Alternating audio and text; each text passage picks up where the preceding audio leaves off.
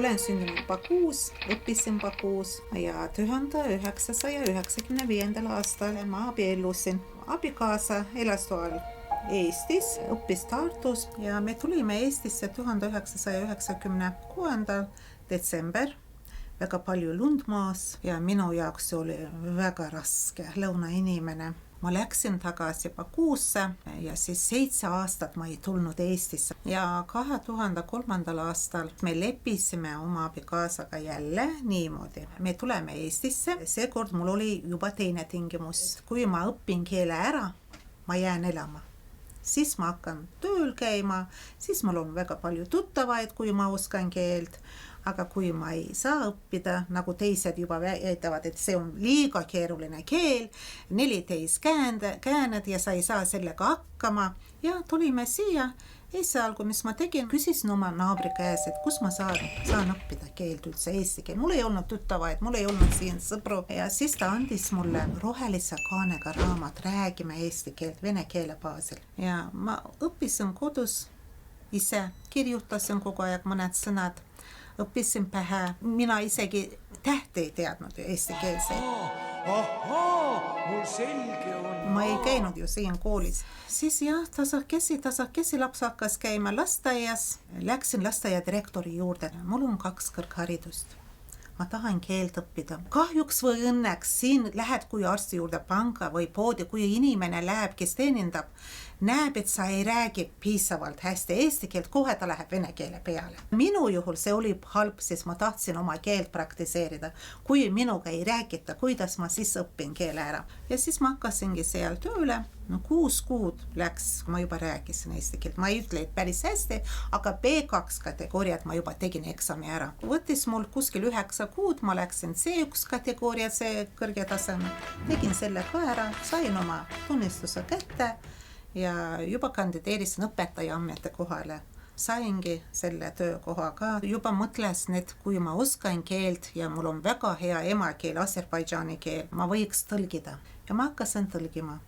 Ja töötan nüüd Raadio 4. Mulle väga meeldib raadiotöö. Isegi ma ütleks need elades Eestis, mis minu unistused oli lapsepõlves, ma kõik realiseerisin Eestis. Aga ma ei kujutanud ettegi. Ma saaks neid realiseerida, kui ma tulin Eestisse elama. Ainult pisarad silmas. Sellised ilmad mulle ei sobi, kui vihma sajab, kui päikest ei ole. 10 aastat tagasi vaatasin aknas natuke ja kurvastasin ja siis mu tütar küsib minu käest toona 8-aastane tüdruk.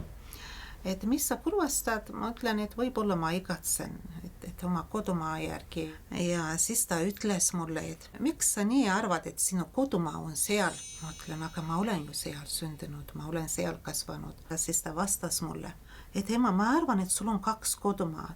Vaata, sinu ema, isa seal, aga sinu kodu on siin. Sinu lapsed on siin, sinu pere on siin, sinu töökoht on siin. Ja ma mõtlesin, okei, õige. Vist oli vaja neid pisaraid ka, et ma võtsin ennast kokku ja õppisin keele ära. Nüüd ma tunnen ennast siin väga hästi, isegi nagu kodumaal. Selle etenduse režissöör, kus meil on Mikavaev. Ma olen selline inimene, sihikindel.